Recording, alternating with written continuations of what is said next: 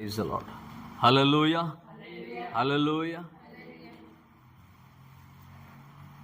ప్రభువైన యేసుక్రీస్తు నామములో హృదయపూర్వకమైన వందనాలు. నా సాక్ష్యం పంచుకోవడానికి దేవుడు నాకు ఇచ్చిన ఈ మంచి అవకాశం కొరకై దేవునికి హృదయపూర్వకమైన స్తోత్రాలు చెల్లిస్తున్నా. మీకు హృదయపూర్వకమైన వందనాలు చెల్లిస్తాను. ఈరోజు మీతో నా సాక్ష్యం పంచుకోవడానికి దేవుడు నాకు అవకాశం ఇచ్చాడు కనుక నా సాక్ష్యాన్ని క్లుప్తంగా కొద్ది నిమిషాలు మీతో పంచుకోవడానికి నేను ఇష్టపడతా ఉన్నాను. ఓకే, నా పేరు నవీన్ కుమార్, జొన్నలగడ్డ నవీన్ కుమార్. మేము ఇంతకుముందు హైదరాబాద్లో ఉండేవాళ్ళం.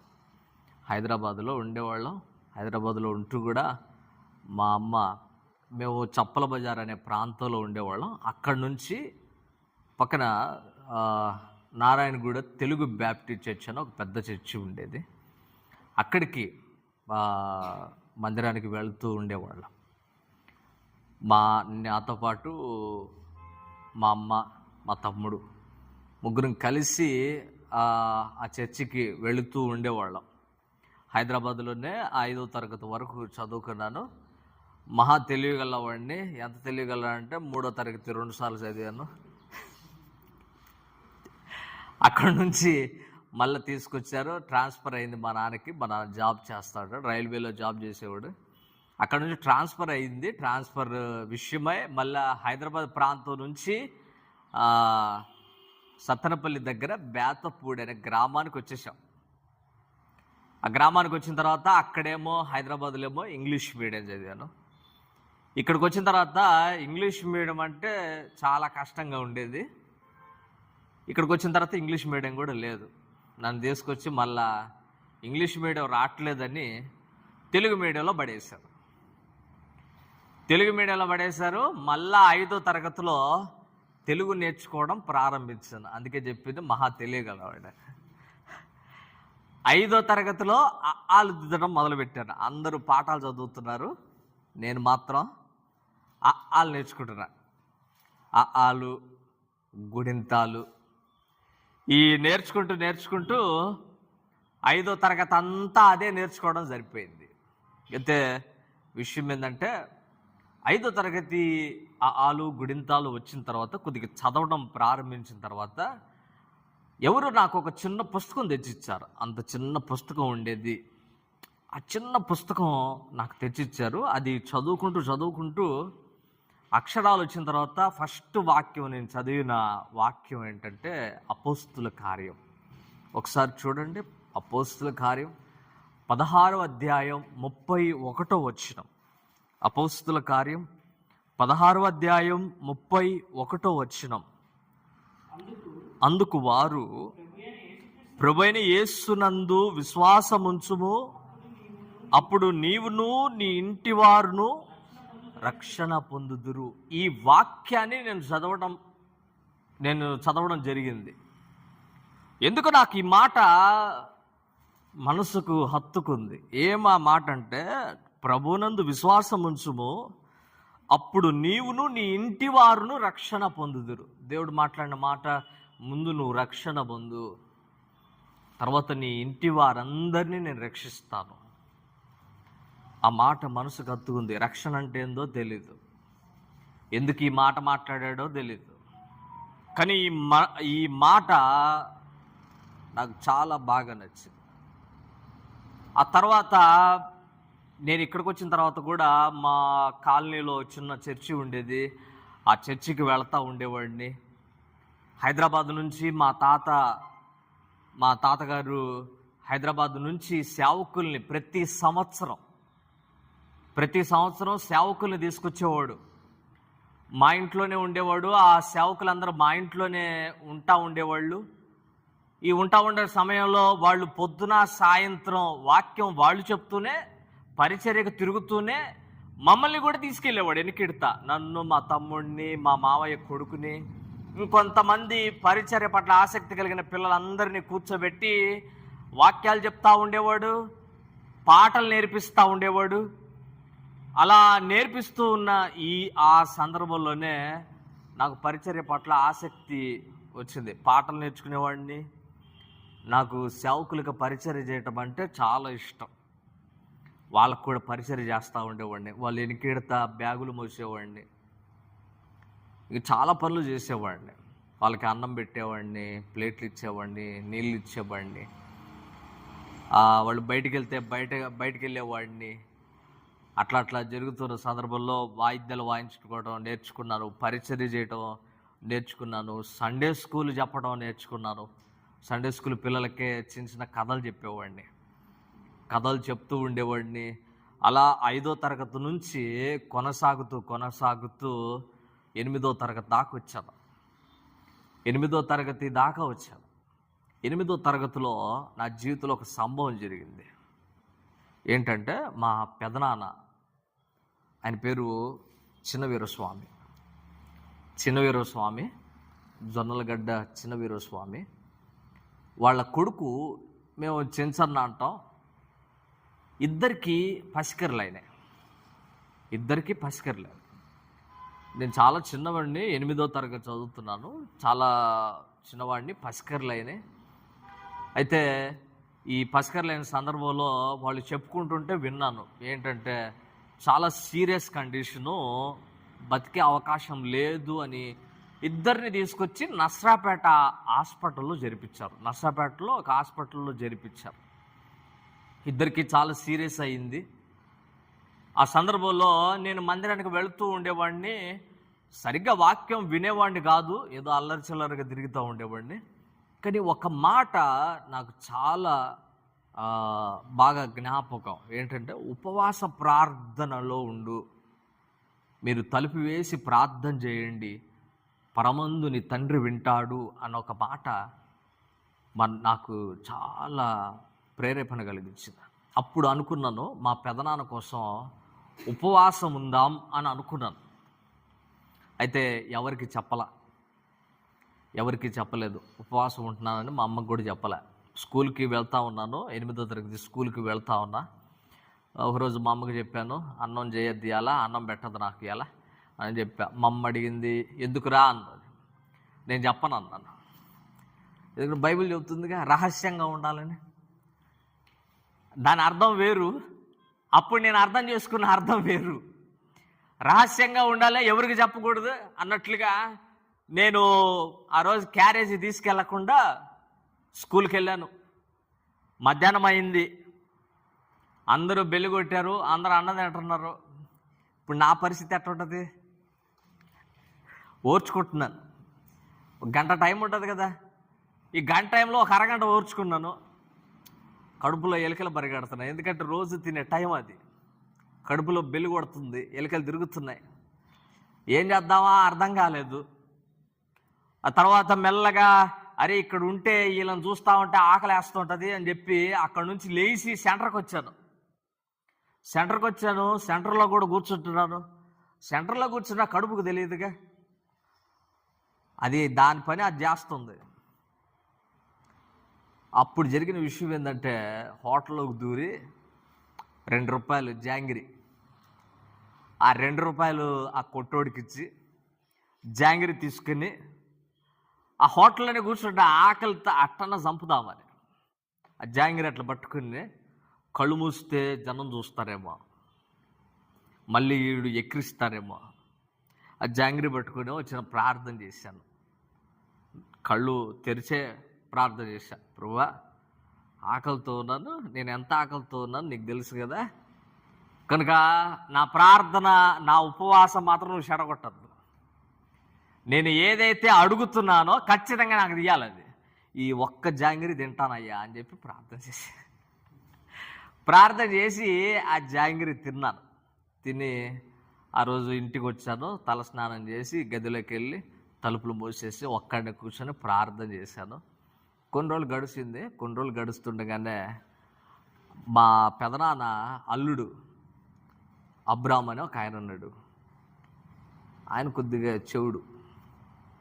ఆయన్ని హాస్పిటల్కి పంపించారు. హాస్పిటల్కి పంపిస్తే బాగా సీరియస్ అని చెప్పారు వాళ్ళు. ఆయనకు చెవుడు అసలే. వీళ్ళు అన్నారు, ఇక్కడ పనికిరాదు, గుంటూరు తీసుకెళ్ళండి అని చెప్పి జీపులు పంపించమని ఆయన ఇంటికి పంపించారు. ఇంటికి పంపిస్తే ఈయనేం చేశాడు, ఇంటికి వచ్చి అయిపోయారంట జీబులు తెమ్మన్నాడు. ప్రైజ్ ది లార్డ్, హల్లెలూయా. అయిపోయాడంట, 2 జీబులు తీసుకుని రమ్మన్నాడని చెప్పాడు. అప్పుడు నేను చాలా బాధేసి దూరంగా వెళ్ళి ఒక స్తంభం కాడకు పోయి స్తంభం పట్టుకుని బాధపడతా, ఏంది ప్రభు అట్లా చేసావు, ఓ జాంగ్రీ తిన్నందుకు చంపేస్తావయ్యా, ఏందయ్యా ఇది, నా ప్రార్థన నువ్వు వినలేదా అని దుఃఖంతో ప్రార్థన చేసి పక్కకు వచ్చి మళ్ళీ సంతోషపడుతున్నా. ఎందుకంటే పెద్దనాన్న చచ్చిపోయి రేపు సెలవు, బడి సెలవు. అది సంతోషపడుతున్నా. ఆ రాత్రి పడుకున్నాను. తెల్లారి అయింది చూస్తున్నాను, శవాన్ని తెచ్చారేమో పోయి చూద్దామని నేను చూస్తుంటే లేదు ఆయన బతికే ఉన్నాడు అని చెప్పి. దేవునికి స్తోత్రం, హల్లెలూయా.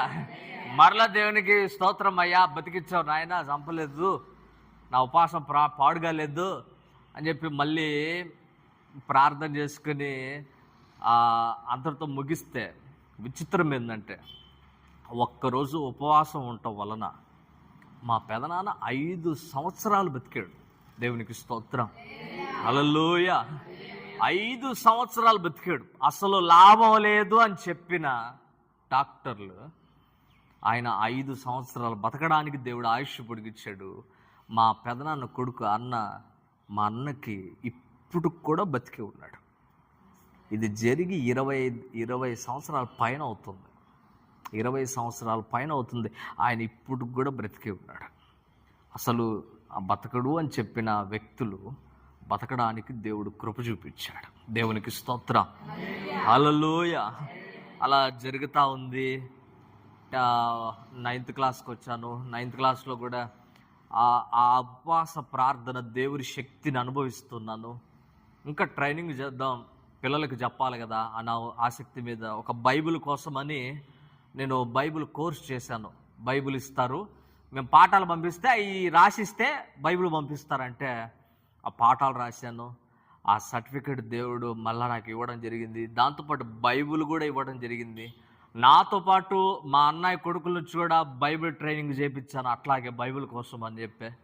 అలాగా అయిపోతుంది. 10th క్లాస్ అయిపోయింది. 10th క్లాస్ అయిపోయినాక ఇంటర్మీడియట్కి వచ్చాను. సేవకులకి సహాయంగా ఉండేవాడిని. ట్రైనింగ్ చేసే టైంలోనే సేవకులకి సహాయంగా ఉండేవాడిని. వాళ్ళు వస్తే మైక్ పెడతా ఉండేవాడిని. వాళ్ళు వచ్చినప్పుడు పరిచర్య చేసేవాడిని, డ్రమ్ము కొట్టేవాడిని, గజ్జలు వాయించేవాడిని, కందెర వాయించేవాడిని. ఇవన్నీ చేస్తూనే పాటలు పాడటం అంటే నాకు చాలా ఇష్టం. నాకు బాగా ఇష్టమైన పాట ఏంటంటే యేసన్న గారి పాట, యేసయ్య నా హృదయ స్పందన నీవే కదా అన్నప్పుడు. ఎందుకు ఆ పాట ఇష్టం అంటే దానిలో ఉన్న పదాలు ఒకటి. ఆ పాట చాలా గాంభీర్యంగా పాడతాడు, పెద్దగా పాడాల్సిన పాట అది. అలా పాడటం అంటే నాకు ఇష్టం. పాడదామని ట్రై చేసి ఒకరోజు మైక్ పట్టుకొని పాడాను. యేసయ్య నా హృదయ స్పందన నువ్వే కదా అని చెప్పి పాడుతుంటే బయట మా పెదనాని విన్నాడు. ఒక ఆయన మా పెదనానిని, మా సండే స్కూల్ పిల్లలు నాతో పాటు ఉండేవాళ్ళు, మా అన్నయ్య కూతురు కొడుకులు వీళ్ళందరూ ఉండేవాళ్ళు. వాళ్ళతో మా పెదనాన్ని ఏమన్నాడంటే, ఎవర్రా పాట పాడేది, ఎవడా అమ్మాయి అని అన్నాడు. ప్రైజ్ ది లార్డ్, హల్లెలూయా. ఎవరు ఆ పిల్ల భలే పాడిందే అని అన్నాడట. పాడిందేమన్నా మగవాడిని. మా పెద్దనాన్న చెప్పింది, ఎవరు ఆ అమ్మాయి భలే పాడిద్దని అన్నాడట. అప్పుడు బాధేసింది. మరి అమ్మాయి అంటాడేంది నేను పాడితే అని అనుకుని చాలా బాధేసింది. అంతగా పట్టించుకోలే. ఆ రోజు విన్నాను, వదిలిపెట్టేశాను. నా పరిచర్య నేను చేసుకుంటున్నాను. సేవకులు వస్తే వాళ్ళకి సహాయంగా ఉంటున్నాను, పరిచర్య చేస్తున్నాను. ఇంటర్మీడియట్కి వచ్చినాక ఆ పల్లెల్లో వాళ్ళంటే వదిలిపెడతారు, కానీ బయట వాళ్ళంటే వదిలిపెడతారు, కాలేజీ పిల్లలు వదిలిపెడతారా? ర్యాగింగ్ చేయడం మొదలుపెట్టారు. ఇంటర్మీడియట్కి వచ్చాను, ర్యాగింగ్ చేయటం మొదలుపెట్టారు. వాళ్ళు హేళన చేయటం, పోయినప్పుడల్లా హేళన చేయటం మొదలుపెట్టారు. చాలా బాధేసింది. 1 రోజు 2 రోజులు అంటే ఊరుకుంటాం, కానీ సంవత్సరాలు అంటా ఉంటుంటే, రోజు అంటుంటే ఎవరి మనసు మాత్రం బాధపడకూడదు ఉంటుంది. బాధపడింది. మా ఊరు డాక్టర్ని అడిగాను, ఏదైనా మందులు ఉన్నాయా, ఏదైనా మారే అవకాశం ఉందా, గొంతు మారడానికి ఏదైనా అవకాశం ఉందా అని అడిగితే ఆయన ఒకటే మాట చెప్పాడు, ఏ మందులు లేవు, అది దేవుడు మార్చడం తప్ప ఏ మందులు లేవయ్యా అని అన్నాడు. అప్పుడు నాకు వాక్యం ఒకటి గుర్తుకొచ్చింది. మార్కు సువార్త చూడండి, 9వ అధ్యాయం 29వ వాక్యం. మార్కు సువార్త 9:29 చూడండి ఒకసారి. అందుకాయన ప్రార్థన వలననే గాని మరి దేని వలనైనను ఈ విధమైనవి వదిలిపోవుట అసాధ్యం. నాకు ఇక్కడ ఇష్టమైన వాక్యం ఏంటంటే, ప్రార్థన వలన మరి దేనినైనా సాధించవచ్చు అన్నకున్నా నేను. ప్రభు చెప్పిన మాట, ఏదైనా జరుగుతుంది ఉపవాస ప్రార్థన వలన అని. ఎప్పుడాలే మా పెదనాన్న కోసం ఉన్నాను కదా, అట్లాగే మళ్ళీ ఒకరోజు ఉపవాసం ఉన్నాను. ఉపవాసం ఉండి ప్రార్థన చేశాను, ప్రభువా నా స్వరాన్ని గనక నువ్వు మారిస్తే. అప్పుడు నేను పెరింగపురం మార్నింగ్ స్టార్ కాలేజీలో చదివేవాడిని. ఆ కాలేజీలో చదువుకుంటూ రోజు మా ఊరు నుంచి నుదురుబాటు స్టేషన్ అనే ఊరికి వచ్చేది. అక్కడికి సైకిల్ తొక్కుంటూ వచ్చేవాడిని. అక్కడ నుంచి పెరింగపురానికి మళ్ళా బస్సులో వెళ్తూ ఉండేవాడిని. అప్పుడు ఆ మధ్యలో దారిలో వెళ్ళేటప్పుడల్లా ప్రార్థన చేసుకున్నాను, ప్రభువా ఒక్కరోజు నా స్వరం కోసం నేను ఉపవాసం ఉంటున్నాను, నా స్వరాన్ని కనుక మారిస్తే నా జీవితాంతం నేను స్తుతిస్తా బతుకుతాను అని చెప్పాను. ఒకటే మాట, నా స్వరాన్ని మార్చు, నా జీవితాంతం నేను స్తుతిస్తూ బతుకుతాను. ప్రార్థన చేసుకున్నాను. ఆ రోజు కాలేజీకి వెళ్ళాను, కాలేజీ అంతా ముగించుకున్నాను. ఇంటికి వచ్చే టైంలో ఆ సైకిల్ తొక్కుంటప్పుడు ప్రార్థన చేసుకుంటూ వచ్చాను. ప్రభుత్వం చెప్పాను, నా స్వరం మార్చు, నన్ను నీకు అప్పగించుకుంటాను, నా జీవితాన్ని నీకు అప్పగిస్తాను అని చెప్పి. నాకు యేసన్న గారంటే అప్పుడు చాలా ఇష్టం. ఎందుకంటే ఆయన పాటలు అంత చక్కగా ఉండేవి. ఆ పాటలు వింటూ ఉండేవాడిని. అప్పుడు ఆయన ఒక మాట అడిగాడు, దేవుడిని ఒక మాట అడిగా, ఏంటంటే, ప్రభువా నిన్ను స్తుతించాలంటే వాళ్ళ వీళ్ళ గొంతు కాదు, వాళ్ళ వీళ్ళ స్వరం కాదు నాకు కావాల్సిందే. ఆయన ఎలాగైతే బలంగా నిన్ను స్తుతిస్తున్నాడో అలాంటి బలమైన స్వరం నాకు కావాలా, ఆయన స్వరం నాకు ఇయ్యయ్యా, నేను స్తుతిస్తాను అని చెప్పి అడిగాను. విచిత్రం ఏంటంటే, ఉపవాసం ఉన్న 3 రోజుల్లోనే నా స్వరం మారింది. దేవునికి స్తోత్రం, హల్లెలూయా. స్వరం మారడానికి మందులు లేవని డాక్టరే చెప్పాడు. ఇక ఏదైనా చెయ్యాలంటే దేవుడే చేయాలని చెప్పాడు. ఇక నాకు కనబడిందల్లా ఆయన ఒక్కడే. అందుకే ఆయనకి అప్పగించాను. 3 రోజుల్లో ప్రభు నా స్వరాన్ని మార్చి చూపించాడు. ప్రైజ్ ది లార్డ్, హల్లెలూయా. స్వరాన్ని మార్చాడు, బ్రతుకును మార్చాడు. అప్పటి నుంచి స్తుతించడం ప్రారంభించాను. 2002వ సంవత్సరం గుడారాల పండగకి వెళ్ళాను. ఇక నా ఆత్మీయ జీవితం కొనసాగుతూ ఉంది. దేవునికి అప్పగించుకుంటున్నాను. ఒక ఆత్మీయంగా బలపడతా ఉన్నాను. 2002వ సంవత్సరం మొట్టమొదటిసారి నేను గుడారాల పండగకి వెళ్ళాను. అప్పుడు నాకు ఇప్పుడు కూడా గుర్తు, మా పెద్దమ్మ తీసుకెళ్ళింది. ఈ వీరస్వామి అనే మా పెదనాన్న అప్పటికి చనిపోయాడు. అయితే ఆయన భార్య నన్ను గుడారాల పండగకి తీసుకెళ్ళింది. అప్పుడు నా ఎనికిడిత ఎంత ఉందంటే 50 రూపాయలు ఉన్నాయి. ఆమె నాకు ఛార్జీ డబ్బులు పెట్టుకొని తీసుకెళ్ళింది. 50 రూపాయలు తీసుకెళ్ళాను. అక్కడ భోజనం టోకెనే 25 రూపాయలు. 25 రూపాయలు. ఇక తెల్లారి తినడానికి టిఫిన్కి ఏదన్నా ఉంటే ఇక మిగతా 25 రూపాయల గడపాల. మా పెద్దమ్మ తీసుకెళ్తూ రే నన్ను తీసుకెళ్ళు, నాకు దారి తెలియదు, ఆ బస్సు మీద పేర్లు చదవాలి కదా, నాకు తెలియదు, నన్ను తీసుకెళ్ళరా, ఛార్జీ డబ్బులు పెట్టుకుంటాను అంది. దేవునికి స్తోత్రం. ఆయన వెనకటి తీసుకెళ్ళాను. 4 రోజులు గుడారాల పండుగ, 4 రోజులు అక్కడే ఉన్నాను. శనివారం రోజు 3వ రోజు శనివారం రోజు యేసన్న గారు అనౌన్స్మెంట్ చేస్తున్నాడు, ఎవరైనా బాప్తిజాలు తీసుకోవాల్సిన వాళ్ళు ఉంటే పోయి లైన్లో నిలబడండి, బాప్తిజాలు ఇస్తున్నారు. పోయి లైన్లో చూస్తే లైన్లో నిలబడ్డారు 2,000 మంది పైన ఉన్నారు. వామ్మ, ఇక్కడెక్కడ నిలబడతాము, ఇప్పుడు వీళ్ళందరికీ ఇచ్చుకునే తలకి ఎంత టైం పడుతుంది అని చెప్పి అక్కడి నుంచి వచ్చిపోతా ఒకటి తీర్మానం చేశాను. ప్రభువా, దేవుడితో ఒక మాట మాట్లాడాను. ప్రభువా, బాప్తిజం తీసుకోవడం నీ చిత్తమైతే, నేను తీసుకోవడం నీకు ఇష్టమైతే నాకు ఒక సూచన చూపించు, ఏదైనా ఒక గుర్తు చూపించు. ఏంటి అనే దేవుడికి నేనే చెప్తున్నాను. మళ్ళీ ఏంటంటే, ప్రభువా, వచ్చే సంవత్సరం నన్ను మరలా గుడారాలకు తీసుకురా, గుడారాలకు తీసుకునిరా. నువ్వు ఎట్లా తీసుకొస్తావు నాకు తెలీదు, నన్ను మళ్ళీ గుడారాలకు తీసుకునిరా. తీసుకొస్తే ఖచ్చితంగా తీసుకుంటాను బాప్తిజం అని చెప్పాను. మళ్ళీ అక్కడ నుంచి ఆ లైన్లో నుంచి మళ్ళీ దూరంగా పోయి మళ్ళీ ప్రార్థన చేశాను. ఇంకోటి చెప్పాను, నాకు వాళ్ళు వీళ్ళు ఇస్తే నేను తీసుకోను, నాకు యేసన్న గారే ఇవ్వాలి, ఎవరిచ్చినా నేను తీసుకోనమ్మా. ఈ 2 సూచనలు చూపించు నాకు, నేను ఖచ్చితంగా బాప్తిజం తీసుకుంటాను. విచిత్రం ఏంటంటే 2002వ సంవత్సరం గుడారాలకు వెళ్ళాను, ఇంటికి వచ్చేసాను. 2003వ సంవత్సరం మళ్ళీ అదే 50 రూపాయలతో ఆమె నన్ను మళ్ళీ గుడారాలకు తీసుకెళ్ళింది. ప్రైజ్ ది లార్డ్, హల్లెలూయా. ఎట్లా అన్నం తిన్నానో తెలీదు. 4 రోజులు ఎవరో ఒకళ్ళు వస్తున్నారు, తినయ్యా అని అన్నం పెడుతున్నారు, తింటున్నాను, ప్రార్థనలో కూర్చుంటున్నాను, తింటున్నాను, ప్రార్థనలో కూర్చుంటే ఇక అక్కడే గడ్డి వేసుకుంటున్నాను, పైన బట్టలు వేసుకుంటున్నాను, స్నానం చేస్తున్నాను. మళ్ళీ శనివారం 2003వ సంవత్సరం శనివారం వచ్చింది.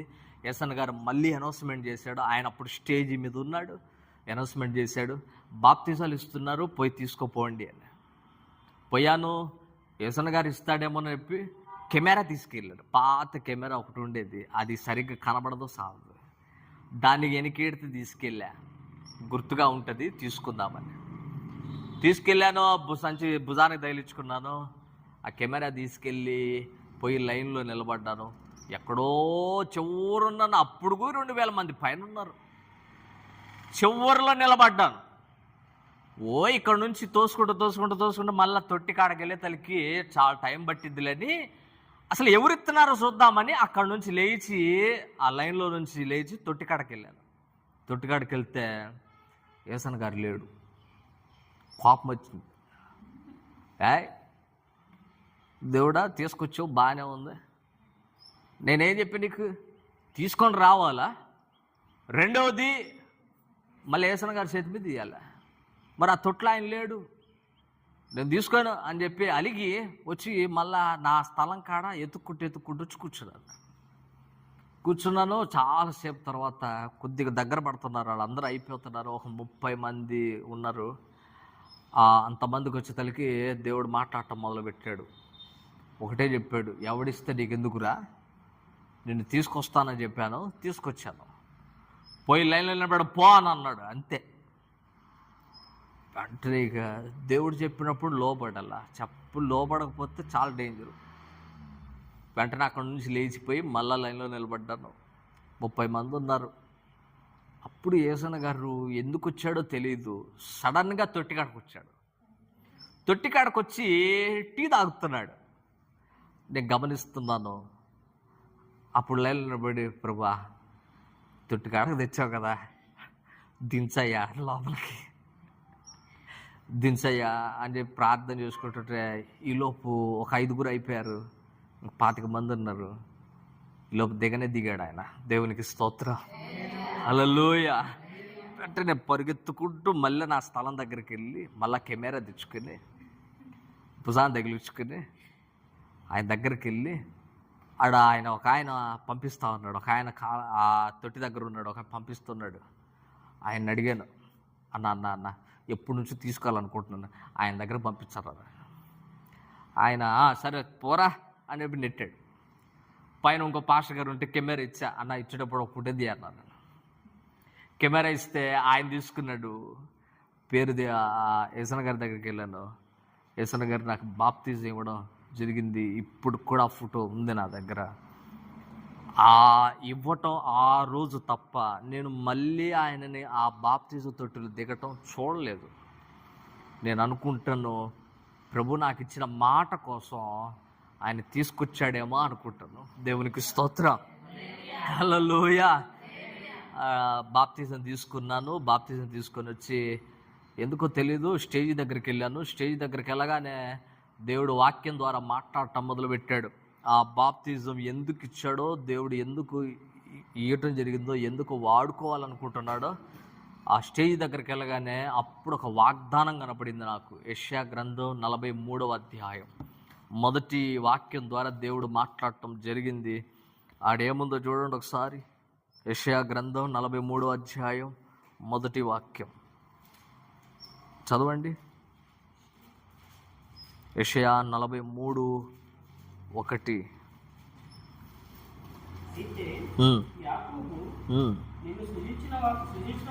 నిన్ను సృజించిన వాడగు యెహోవా, ఇశ్రాయేలు నిన్ను నిర్మించిన వాడు ఇలాగూ సెలవిచ్చుచున్నాడు, నేను నిన్ను విమోచించి ఉన్నాను, భయపడకు, పేరు పెట్టి నిన్ను పిలిచి ఉన్నాను, నీవు నా సొత్తు. ఇదే మాట ప్రభు మాట్లాడటం జరిగింది. భయపడకు, నిన్ను పేరు పెట్టి పిలిచి ఉన్నాను, నువ్వు నా సొత్తు అని అన్నాడు. నువ్వు నా సొత్తు, భయపడద్దు, నిన్ను పేరు పెట్టి పిలిచాను. దేవుడి వాక్యం ద్వారా మాట్లాడాడు. అప్పటి నుంచి నేను ఇప్పుడు ఒకటే అనుకుంటాను, నేను ప్రభు సొత్తు, నేను ప్రభు సొత్తు.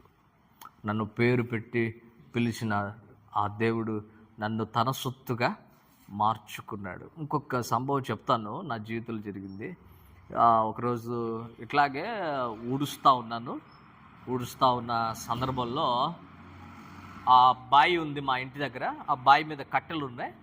కట్టెలు కొద్దిగా లేపి కింద ఊడుద్దామని అందరూ ఊడుస్తున్నారు, నేను కూడా ఊడుస్తూ ఉన్నాను. తలా ఒక పక్క తగులుకొని ఊడుస్తూ ఉన్నారు. ఆ బావి మీద కట్టెలు ఇట్లా లేపి ఊడుద్దామని ఇట్లా ఊడుస్తూ ఉన్న సందర్భంలో ఊడుస్తా ఆ కట్టెని ఇట్లా అన్నాను గట్టిగా. అనగానే కట్టె ఇరిగిపోయి ఈ ఎడమ కంట్లో తగిలింది. కన్ను లోపల తెల్ల గుడ్డుకు తగిలింది. అంత పొరలేచింది. వెంటనే కన్ను అంతా ఎర్రగా అయిపోయింది. మా ఫ్యామిలీ డాక్టర్ ఉన్నాడు, ఆయన దగ్గరికి వెళ్ళాము. ఆయన దగ్గరికి వెళ్తే ఆయన కన్ను చూశాడు. కన్ను ఇట్లా తెరవలేకపోతున్నాను. ఆయన బలవంతంగా తెరిచాడు. తెరిచి చూస్తే కన్ను పొర తెగిపోయి లేచి ఉంది. ఆ లేచిపోయిన పొరను చూశాడు. ఒకటే చెప్పాడు, చుక్కల మంది ఇస్తే తగ్గితేలే అని అన్నాడు. చుక్కల మంది ఇచ్చాడు, నన్ను బయటికి పంపించాడు. మా నాన్నతో మాట్లాడుతున్నాడు, ఆపరేషన్ చేయాలి, ఒక 20,000 పైన అవుతాయి, అది ఇక్కడెక్కడా చేయాలి కదా, హైదరాబాద్లో చేయాలా, మీరు పోవటానికి రానుబోను ఛార్జీకి, అక్కడ ఉండటానికి, ఆపరేషన్కి, మందులకి డబ్బులన్నీ చూసుకోండి, ఒక 30,000-40,000 దాకా అవుతాయి అని అంటాడు. అప్పుడు మా నాన్న జీతమే 15,000 ఎంతో ఉంది. అంతే ఉంది. మా నాన్న చాలా బాధపడుతున్నాడు, బయటకు వచ్చి చాలా బాధపడుతున్నాడు. ఎట్లా అంత డబ్బులు ఎట్లా, 30,000-40,000 అంటే నా 2 నెలల జీతం, మళ్ళీ ఈ 2 నెలలు నీ పిల్లలకి ఏం పెట్టాలా, ఎట్లా ఉండాలా అని చెప్పి చాలా బాధపడుతున్నాడు. అట్లా 2-3 రోజులు గడిచింది. నా స్నేహితుడు ఫ్రెండ్ ఒకడు ఉన్నాడు, వాడు కూడా చాలా ఆత్మీయంగా ఉంటాడు, జయబాబు అని. ఆ జయబాబు నా దగ్గరికి చిన్న రేడియో ఒకటి తీసుకొచ్చాడు. ఇంటికాడికి వచ్చి రేడియో ఒకటి తీసుకొచ్చాడు. దాంట్లో ఆర్ఆర్కే మూర్తి గారి వాక్యం వస్తుంది. వాక్యం విందాం రా అని అన్నాడు. అని చెప్పి మెల్లగా మేము ఇంటి పైకి ఎక్కాము, డిస్టర్బెన్స్ ఉండకుండా ఉండటానికి ఇంటి పైకి ఎక్కాము. వాక్యం చెప్పాడు. వాక్యం చెప్పడం అయిపోయినాక కళ్ళు మూసుకోండి ప్రార్థన చేస్తాను అన్నాడు. కళ్ళు మూసుకున్నాను, ప్రార్థన చేశాడు, అయిపోయింది.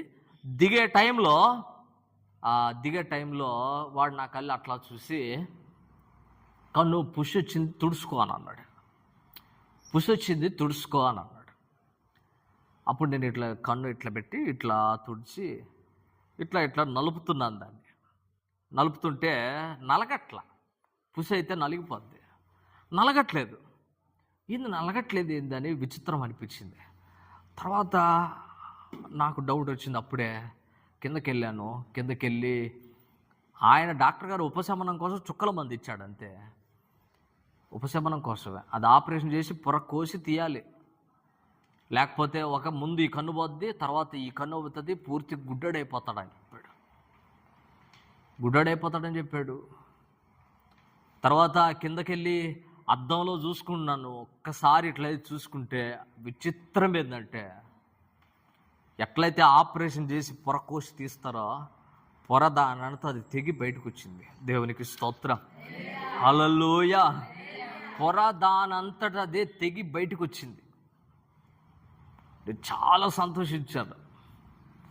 ఎంత సంతోషించానంటే, ఆపరేషన్ చేయకుండానే నాకు ఆపరేషన్ చేసింది ఎవరు ఇప్పుడు? ప్రైజ్ ది లార్డ్, హల్లెలూయా. అందరికీ ఎవరెవరు ఆపరేషన్ చేస్తారనగా నాకు ఆపరేషన్ చేసింది మాత్రం యేసయ్య ఆపరేషన్ చేశాడు. ప్రైజ్ ది లార్డ్, హల్లెలూయా.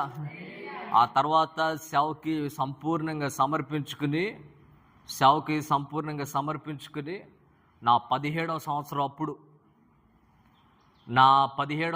అప్పుడు ఒక గ్రామానికి పరిచర్యకి వెళ్ళాను.